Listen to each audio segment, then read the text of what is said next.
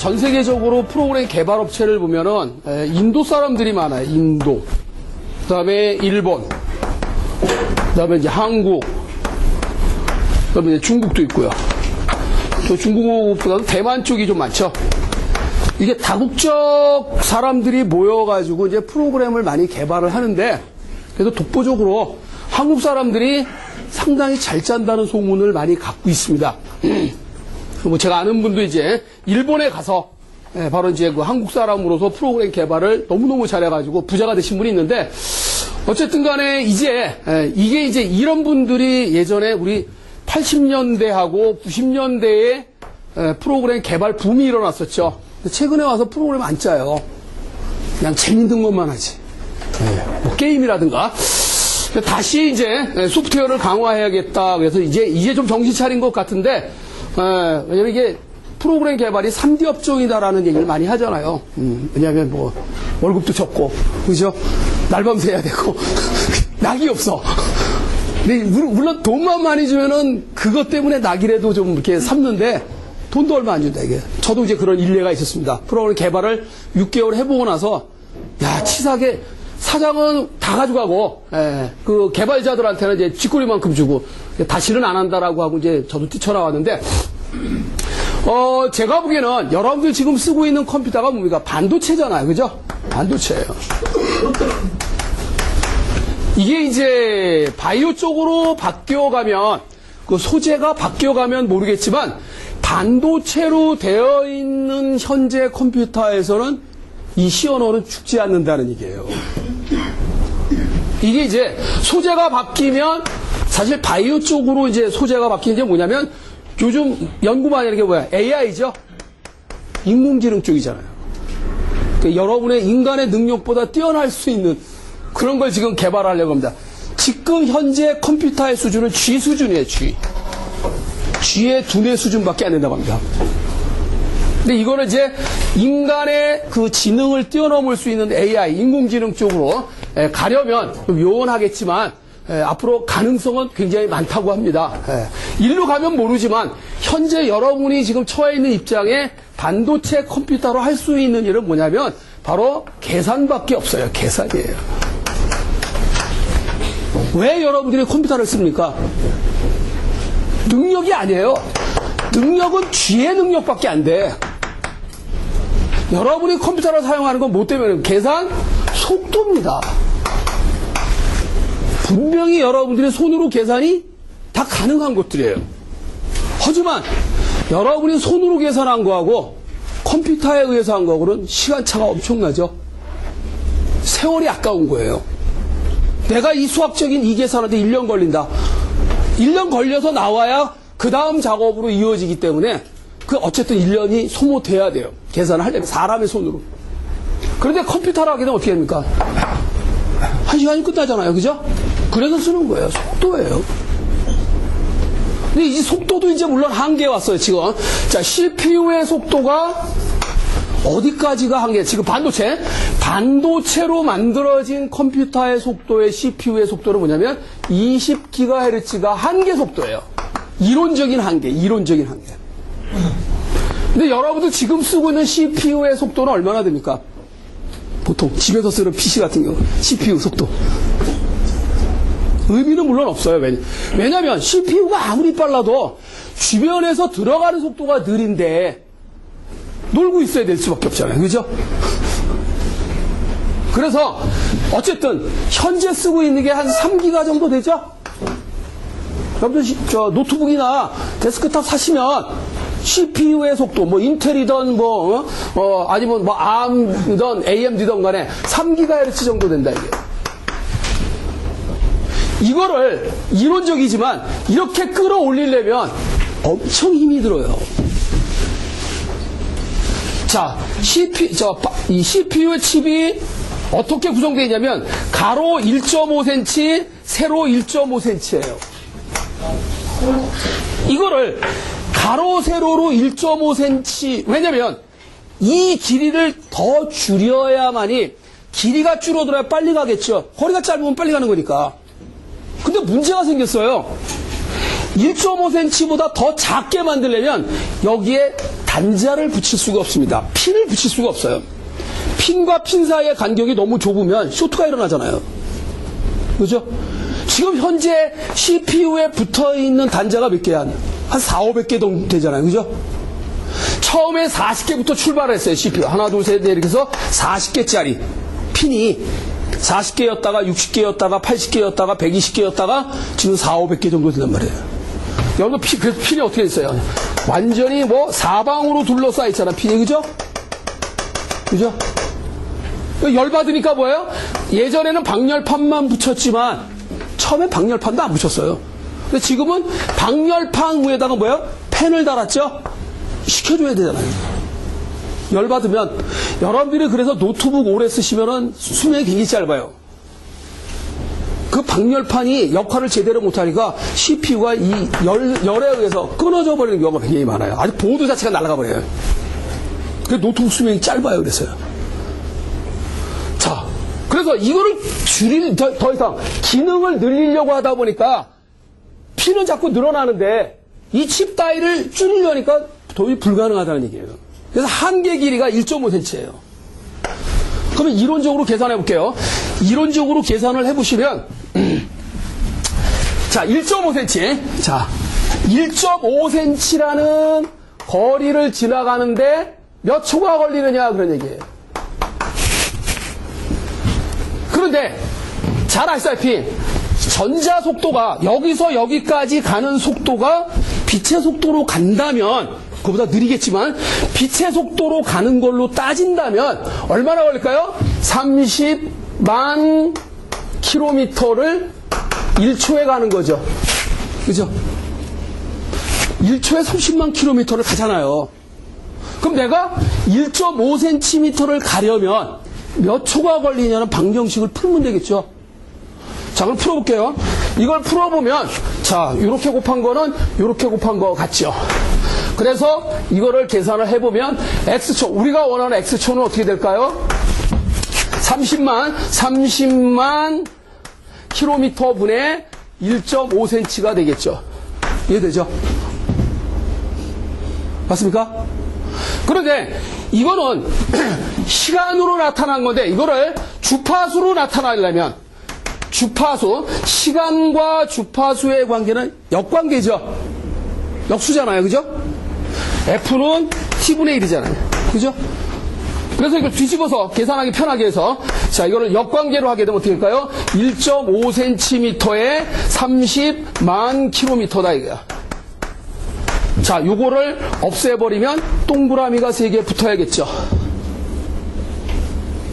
그 다음에 여기다 센티미터를 붙이려면 동그라미 2개가 더 붙죠. 1m 100cm니까. 그 다음에 요렇게 따지면은 20이 돼. 단위를 맞췄어요. 단위를 맞춰야 되니까. 요렇게 따지면 20이죠. 그리고 동그라미가 몇 개입니까? 하나, 둘, 셋, 넷, 다섯, 여섯, 일곱, 여덟, 9개죠. 9개가 뭐예요? 기가다 그런 얘기예요. 맞습니까? 그래서 나온 거예요. 이론적인 한계가. 그래서 지금 3기가에서 4기가로 올라가는 거 정말 힘들어요. 이건 이론적인 한계일 뿐이에요. 그래서 지금 이제 대안이 뭡니까? 자, 3기가짜리 CPU를 만드는 것도 비싸지만 기술적으로 어려우니까 이거에 비해서 1기가짜리는 이미 만들어졌던 거잖아요. 이제 누가 떡 먹기죠. 가격도 저렴하죠. 그래서 어떡합니까? 1기가짜리 CPU를 20개 붙이면 됩니다. 그럼 성능이 얼마 나와요? 20기가가 나와요. 이해되시죠? 그래서 지금 코어가 CPU를 여러 개 붙이면서 작용을 하는 방식으로 CPU를 구성하는 거예요. 코어가 4개 달렸다. 쿼드 코어. 6개면 헥사 코어 이런 식으로. 이해하시죠? 그럼 슈퍼컴퓨터는 뭐냐? 슈퍼컴퓨터의 성능은 뭐예요? 기가다. CPU 자체는 기가지만 슈퍼컴퓨터의 성능은 테라 단위의 성능을 갖고 있어요. 그죠? 테라플롭스잖아요. 테라플롭스. 슈퍼컴퓨터는. 어떻게 이렇게 나오느냐? CPU 하드웨어 자체의 성능은 기가 단위인데 어떻게 테라 단위의 성능을 가져오느냐 이게. 막 붙이면 되죠, CPU를. 수백 개, 수천 개를 붙이면 됩니다. 이해됩니까? 1000개 붙이면 1000배 효과를 얻잖아요. 그죠? 1기가짜리 1000개 붙이면 1테라 되죠? 자, 그런데 그걸 또 성능을 더 높일 수가 있어요. 병렬 처리를 함으로 인해서 성능을 높이는 방법도 있지만, 병렬 처리와 병렬은 CPU를 여러 개 붙이는 겁니다. CPU를 여러 개 붙인 건 병렬이라고 그래요. 그런데 하나의 CPU를 효율적으로 쓰자. CPU는 하나인데 그걸 또 효율적으로 쓰는 방법이 있어요. 그건 병행 처리라고 그래요. 병행 처리는 뭐냐면 여러분들이 잘 알고 있는 이게 파이프라인 처리입니다. 파이프라인 처리예요. 자, 지금 어디까지 왔냐면 8단 파이프라인으로 와 있습니다. 물론 이거보다 더 올라갔지만 지금 현재는 그 8배 효과를 볼 수 있는 거예요. CPU를 100개 붙이면 100배 효과를 갖는 거고요. 하나에 비해서 100개니까. 그걸 다시 각각의 CPU를 8단 파이프라인 처리를 하게 되면 뭐예요? 또 8배 효과를 봐요. 그럼 800배가 되겠죠. 장난이 아니에요. 그 파이프라인이 뭐냐면, 자, CPU가 이렇게 하나인데, 자, 명령어가 하나 들어가서 나올 때까지 8초가 걸린다 이거예요. 그러면 여러분들 생각, 이게 이제 패킷 전송의 개념하고 비슷해요. 여기에서 들어간 자료가 얘를 거쳐, 이게 이제 어떤 처리 도구니까 얘를 거쳐서 나올 때까지 얼마 걸려요? 8초가 걸리잖아요. 8초가 지나가야만이 다음 명령어가 들어간다면 모든 명령어는 하나의 명령 때 8초가 걸린다. 그럼 100개의 명령어는 800초가 걸리는 거죠. 그런데 그렇게 안 하고요. 어떻게 하냐면 이 8초가 걸리는 건 맞아요. 하나 명령어가 8초 걸리면 맞는데 이걸 8개로 쪼갭니다. 8개로 쪼개면 하나, 둘, 셋, 넷, 다섯, 여섯, 일곱, 여덟. 이게 8단 파이프라인이라고 그래요. 자, 그러면 요 명령어가 이게 완전히 서로 잘랐지. 하나의 개체지만 잘라놓은 것 자체가 뭐냐? 독립적이라는 사실입니다. 서로 아무 관계가 없어요. 그래서 첫 번째 명령어가 여기를 들어가고 요 도구를 이용해서 처리가 끝난 다음에 다음 넘어갈 때 다음 명령어가 여기 들어가면 되죠. 아무 지장 없죠. 여기에서 수행이 끝나고 나서 요로 갔을 때 여기에 있었던 거 요로 가고 세 번째 명령어가 들어가면 되죠. 그러면 결국 여기에 꽉 채우면 8개의 명령어가 서로 다른 8개의 명령어가 수행이 되는 거죠. 그죠? 계속 1초마다 결과가 나와요. 하나의 명령어 자체는 8초가 걸렸지만 전체적으로 봤을 때 1초마다 결과가 나왔잖아. 그럼 어때요? 8배 효과를 보는 거죠. 이게 파이프라인 처리예요. 이해되십니까? 그래서 이런 구조를 우리는 뭐라고 해요? 이런 CPU를 뭐라고 그래요? RISC 구조라고 합니다. RISC 구조의 CPU는 반드시 모든 명령어가 들어가서 이 8단을 거칠 때 각각 단마다 시간이 똑같아야 돼요. 시간이 다르면 병목 현상이 일어납니다. 같아야 돼요. 이해돼요? 그래야 효과를 봐요. 자, 여러분들 골프장에서 한 게임이 18단 파이프라인. 골프는 18단 파이프라인이에요. 18홀까지 있잖아요. 그럼 한 선수가 한 게임이 완료가 되려면 1홀부터 티샷을 해서 마지막 18홀까지 끝나야 한 게임이 끝나는 거죠. 그 사람에 대해서. 그러면 한 사람이 완전히 끝난 다음에 다음 사람이 티샷을 한다 그러면 이거 엄청난 낭비죠. 18개 홀 중에서 어느 하나의 홀만 사용하고 17개 홀은 놀고 있잖아요. 그거 왜 놀리냐고. 다 쓰자 이거예요. 실제로 그렇게 하고 있어요, 골프는. 그래서 골프는 시간 예절 게임이에요. 왜? 매 홀마다 딱딱 정해진 시간을 지켜줘야 돼요. 어떤 놈은 개기면서 늦게 가는 놈이 있고 어떤 놈은 후딱후딱 친다고 해서 빨리 끝나는 거 아니에요. 그죠? 앞사람이 빠져나가줘야 거기 갈 수가 있으니까. 이게 딱딱 시간들이 맞아 떨어져야 돼요. 안 맞으면 의미가 없어요. 그죠? 자, 그래서 이론적인 한계가 이제 조금 전에 20GHz지만 이거를 병렬과 병행 처리를 해서 효율을 높이는 거예요. 이제 슈퍼스칼라 CPU라고 그래요. 그걸 슈퍼스칼라 구조라고 그래요. 그러니까 이 과학자들이 쓰는 컴퓨터 구조는 그렇게 되어 있습니다.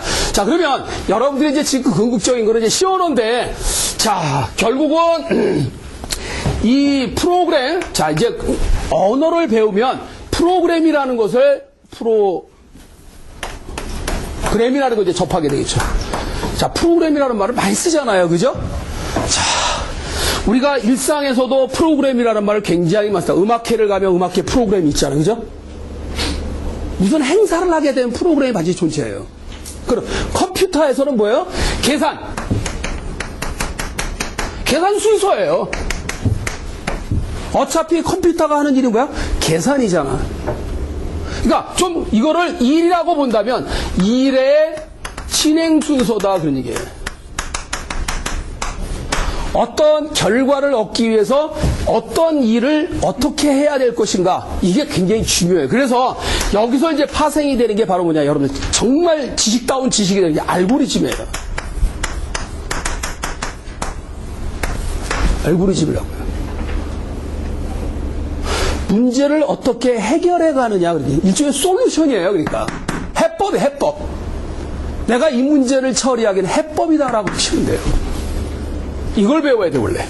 근데 다행히, 여러분들 이번에 이제 2014년도 이게 50점짜리라고 그랬는데, 제가 딱 보면서 느끼는 게, 야, 이게 무슨 50점짜리냐. 이제 이런 느낌이 와요. 근데 처음 하시는 분은 무슨 문제인지를 모르면 못 풀어요, 당연히. 더군다나 찍는 것도 아니고, 주관시키니까 써야 되잖아요. 그죠? 알아야 쓰죠. 자, 그래서 다행히, 지금 여러분들이 가지고 계신 교재는 이제 제가 집필한 건데, 아주 오래전에, 아마 90년대 말쯤에 그래도 스테디셀러가 됐던 책들이에요. 근데 이 책은 수준이 어느 정도냐면 문법책이지만 문법책 수준도 아니고 완전한 알고리즘도 아니에요. 왜냐하면 여러분들이 이 알고리즘에 관련된 시언어로 작성한 알고리즘 책을 너무 어려워요. 알고리즘 자체를 몰라서 어려운 거예요. 게임 이론이라든가 이런 거 모르면 아무리 시언어를 잘해도 못 잡니다. 그 중간 수준이에요. 그러니까 문법 책도 되지만 그래도 기본적인 자료 구조에 관련된 알고리즘 책이다 그러니. 근데 저 문제 수준은 이 문법 수준이에요. 문법 수준이에요. 그러면 문법 수준을 문법 수준만큼만 공부를 하면 그 문제가 어려워요, 사실은.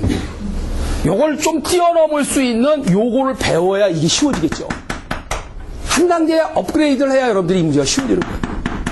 그러니까 여러분들이 딱 문제를 보자마자 여러분들이 문제 본질을 알아야 되고요. 뭘 요구하는지, 그 다음에 그 프로그램 속에 들어있는 내용이 뭔지, 그거를 일단 알아야 돼요. 자, 3시간씩 10번에 걸쳐서 30시간인데 제가 보기에는 30시간 정도면 교재에 있는 거는 완벽하게 삭삭 다는 못해요. 근데 진짜 좋은 거는 뭐냐면 뒤에 예상 문제들이 있을 거예요. 20문제씩 20회분 문제가 있어요. 그러니까 사지선 대학 문제이긴 한데 지금까지 우리 대한민국에서 공무원 시험, 모든 시험이라는 시험에서 나왔던 그런 문제 유형들이에요. 그래서 이거 꼼꼼히 풀어보세요. 이 가운데에 있는 알고리즘, 자료 구조에 관련된 건 안 풀어도 괜찮아요.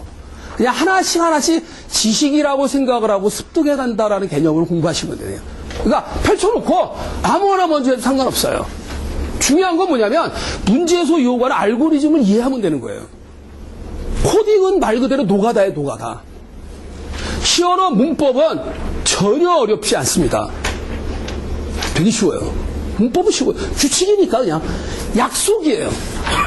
자, 여러분들 키보드에 특수 문자가 20개 정도 있죠? 이거 뭐 하는 특수 문자예요? 딱 더하기죠? 이거 모르는 사람 없잖아요. 그죠? 그러니까 여러분들 웬만하면 20개 다 알 거예요. 이건 뭡니까? 빼는 거잖아요. 네. 그런데 빼기는 좀 특별해요.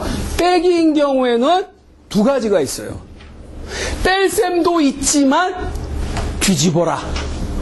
뒤집어라. 그런 뜻도 있어요. 자, 이거하고 달라요. 이때 빼기는, 이때 이거는 뭐예요? 빼기예요. 근데 이거는 뭐예요? 뒤집어라 그런 얘기예요. 3을 뒤집어라 그런 얘기예요. 이해돼요? 양수 3을 뒤집으면 음수 3이 되는 거죠. 그러니까 마이너스 3이에요. 이해됩니까?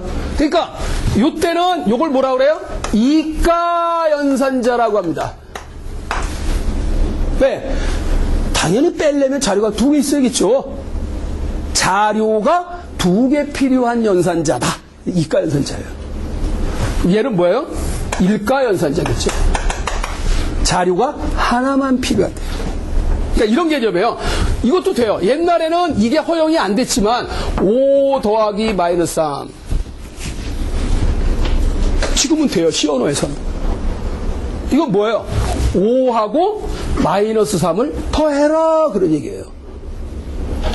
이렇게 안 쓰죠, 여러분들은. 이거는 차라리 뭐야, 그냥 이렇게 쓰죠. 그런데 우리나라 사람들은 빼기를 빼지만 미국 사람들은 이렇게 합니다. 이게 뭐예요? 5 더하기 이렇게 하는 거예요. 똑같은 개념이에요. 이게 무슨 뜻이에요?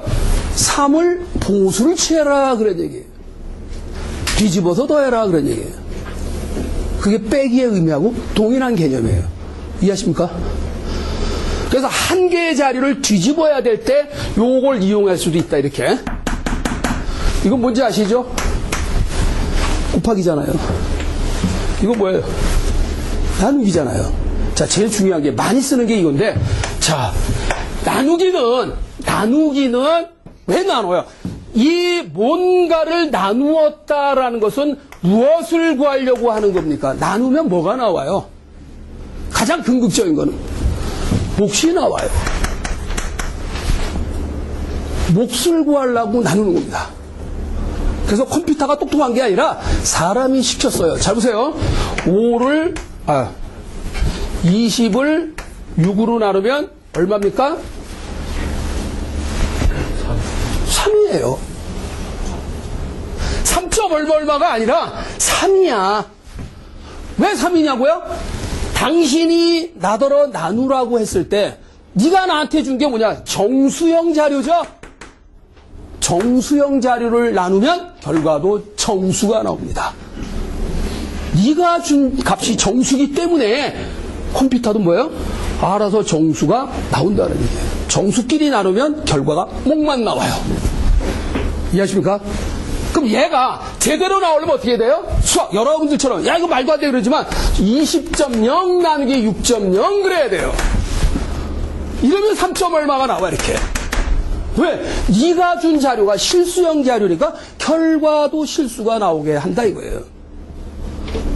말 되죠? 네, 말 되죠. 그럼 뭐가 또 필요하냐면 우리가 나눔의 목적은 몫을 구하기도 하지만 경우에 따라 나머지를 구해야 될 때가 있어요. 알고리즘상. 왜? 이거 딱 떨어지는지 안 떨어지를 보고 싶거든. 난 나한테 돌아올 몫이 중요한 게 아니라 사과 나눠주고 몇 개 남냐 이 남는 게 중요한 거야.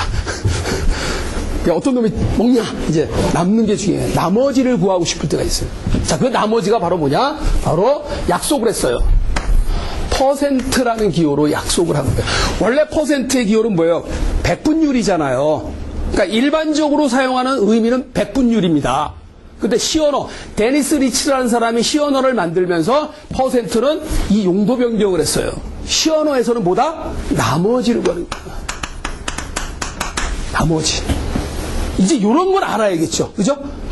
아무튼 어떤 프로그램을 해석을 하려면 이걸 알아야 여러분들이 해석을 해요. 그럼 얼마 합니까? 2가 나오겠죠? 정답은 2가 되는 거예요. 자, 그래서 여러분들한테 이제 집에서 노트북이나 데스크탑으로 이제 PC, 시언어를 실습할 수 있게 제가 환경 설정 다 해드릴 겁니다. 네, 설명을 물론. 그리고 이제 카페에 들어오셔가지고 제가 문제를 자주 올려놓으면 책에 없는 문제들 한번 이렇게 올려놓으면 풀어보세요. 한번. 여러분이 끙끙대고 한번 짜보면 그게 자꾸 발전을 합니다. 안 짜보면 맨날 거기서 답보대요. 꼭 짜보세요. 그리고 짜볼 만한 거를 제가 제시할 거예요. 뭐 예를 들어서 요즘 많이 하는 암호화 프로그램. 간단해요. 내가 내 정보를 상대에게 커뮤니케이션, 통신을 하는데 그대로 보내면 두 가지가 있어요. 통신을 하는 상황에서 벌어질 수 있는 사건. 어떤 새끼가 훔쳐갈 수도 있죠. 그죠? 저 새끼 저거 가지고 싶다 이거야. 그걸 훔쳐간단 말이에요. 근데 훔쳐가도 의미가 없게 만들면 어떻게 돼요? 보내려고 하는 자 암호화해서 보내면 되겠죠. 그죠? 네. 봐도 몰라. 물론 능력 있는 사람은 해독을 하겠지. 그죠? 네. 그래서 암호화의 개념이 중요해요. 이해되시죠? 네. 남이 못 알아보게 하기 위한. 그래서 군인 아저씨들이 제일 많이 쓰는 게 이제 암호입니다. 특히 별자리들이 서로 의사소통을 할 때 암호화를 해서 커뮤니케이션을 해요. 간첩들이 서로 교신할 때도 암호화를 합니다. 난수표를 이용하겠죠, 이제. 네. 암호화 알고리즘이 굉장히 많이 발전을 했어요. 근데 뛰는 놈에 나는 놈이 있다고 그걸 또 해독하는 놈도 기가 막힌 놈들 많아요. 자, 훔쳐가는 놈. 그 다음에 나는 훔쳐갈 생각 없어. 저 새끼 좀 골탕 좀 모이겠다, 이게. 막아버리는 경우가 있죠. 차단을 해버립니다. 자, 어쨌든 간에 우리가 어떤 정보를 중요한 정보, 비싼 정보, 중요한 정보, 가치가 있는 정보는 뭐냐? 암호화를 해야 돼요. 근데 암호화는 아주 단순해요. 그냥 변경시키는 거야. 월 내용을 변경을 시키는 겁니다. 심지어 누구도 율리우스 시저도 그 기원전에 있는 사람이잖아요. 시저도 측근들에게 정보를 보낼 때 암호화해서 보냈어요. 왜? 자기가 한 말은 중요한 말이잖아요. 그죠? 굉장히 유명한 사람이니까. 근데 이 사람이 한 암호화는 단순합니다. 내가 저 친구한테, 여자분한테 이제, I love you 하고 탁 보냈단 말이에요. I love you 딱. 이걸 액면 그대로 보내면 딱 누가 훔쳐봤어. 아, 이 자식 공부 안 하고 맨날 이건 뭐 사랑놀이만 하냐. 해석이 되잖아요. 그죠? 근데 시저가 한 암호화는 되게 단순해요. 이 영어 단어에 글자마다 3씩 더해서 보냈어요. 3을 더했어요. I에다 3을 더한 뭐예요? I, J, K, L이죠. L로 보낸 거예요. L. 3을 더하니까 이건 공백은 그냥 보내고 L 뭐예요? L, M, N, O. 5를 보낸 거예요. 그 다음에 O는 뭐예요? P, Q, R. R을 보내는 거예요. V, W, X, Y를 보내는 거예요. E, F, G. 그죠? F, G, H. 이런 식으로 보내니까 Y는 어떻게 하냐? Y, Z, A, B. 그러니까 돌아야죠. 이제 26글자를 돌린 거예요. 이제 P가. 그러면 이 문장을 보내면 누가 훔쳐봐도 이게 I love you인지 모르죠. 시저가 한 암호화는 지금 보면 웃기는 암호화야. 그러니까 쉬운 암호화다 이거죠. 내가 보내려는 문장에 3씩 더해서 보낸 거예요. 그럼 그걸 받은 사람은 어떻게 하면 돼요? 3씩 빼보면 되겠죠? 그쵸? 네. 둘이 약속을 하면, 야, 내가 너한테 보낼 때마다 문장에 3씩 더해서 보낸 거다. 알았어. 그럼 해독을 할 때는 3씩 빼면 되니까. 그러니까 그 암호가 세면 안 되죠. 금방 해독이 되니까. 그죠? 이게 시저가 한 암호화예요. 근데 오늘날 이제 머리들이 좋아가지고, 이건 너무 웃기는 암호화야, 쉬워. 그래서 아주 고난도의 알고리즘을 이용합니다. 그걸 개발하려고 노력들 많이 하고 있어요, 지금. 자, 그래서, 그 여러 가지 암호화 기법이 있지만, 자, 그래서 여러분들이 시언어는 여러분들이 딱, 자, 공부는 뭐만 하면 돼요? 연산자하고 플러스 예하고만 공부하면 돼요. 연산자와 예하고만 알면 됩니다. 이게 데니스 리치라는 사람이 약속한 시언어 문법이에요. 시언어만 그런 게 아니라 모든 언어가 다 이것만 공부하시면 돼요. 그래서 이게 한 43개 정도가 있고요. 연산자가. 그러니까 연산자가 사실 특수문자가 다 연산자예요. 조금 전에 말씀드린 특수문자가 다 연산자야. 근데 그걸 또 2개, 3개씩 믹싱을 해서 혼합을 해서 또 다른 기능의 연산자를 만들었어요. 그래서 이제 43개로 늘어난 거예요. 근데 더 지능을 발휘하고 싶은데 특수문자가 없어. 조합하기도 어려워. 그래서 만든 게 예하고예요. 예하고는 한 20개 정도. 그래서 구슬이 서말이라도 깨어야 보배다라는 것처럼 여러분이 시언어를 제대로 이해하시려면 우선 뭐예요? 연산자와 예약어를 알아야 돼요. 어렵지 않습니다. 일부러 외우지 마세요. 하다 보면 키보드에 있는 거 왜? 그 사람이 약속한 것만 이해를 하시면 되니까. 결국은 이 연산자가 필요로 하는 건 뭘까요? 자료겠죠. 그래서 실제로 언어에서 가장 중요한 게 뭐냐면 프로그램 작성하는 이유가 자료 처리라고 그랬잖아요. 바로 이 자료예요. 자료의 종류가 중요합니다. 이해하십니까? 자, 그래서 10번에 걸쳐서 여러분들에게 이제 소개를, 다 문법 설명은 완벽하게 해드릴 거예요. 컷과 내부 구조까지 완벽하게 여러분들 보여드리기도 하고요. 집에서 해보실 수 있어요. 자, 그래서 뭐 해커들이 해킹할 때 보면은 전부 다 16진수로 보잖아요. 탁 나타나는 게. 원래는 2진수로 봐야 돼요. 근데 2진수로 보는 거 짜증나죠? 너무 길잖아. 그걸 4개씩 묶으면 16진수가 되잖아요. 16진수로 쫙 보여줄 수 있어요. 그러니까 여러분들 보통 사람이 보면 이거 기괴하죠. 아주 괴상망측하잖아요. 그죠? 못 알아듣는. 그게 다 의미를 가진 값들이에요. 근데 그거를 이제 말로 표현을 한 거죠. 이제 고급 언어식으로. 그러면 딱 알아들 수 있게. 자, 보통 사람이 보기에는 고급 언어 형태로 봐야 되고요. 그다음에 이제 실제로 컴퓨터는 그걸 못 알아들어요. 이제 번역을 하잖아요. 컴퓨터가 알아듣는 기계어로 바꾸는 걸 컴파일한다 이렇게 얘기를 해요. 그래서 지금 이제 간단하게 이제 문제만 보여드린 거예요. 나중에 풀어드리겠지만. 자.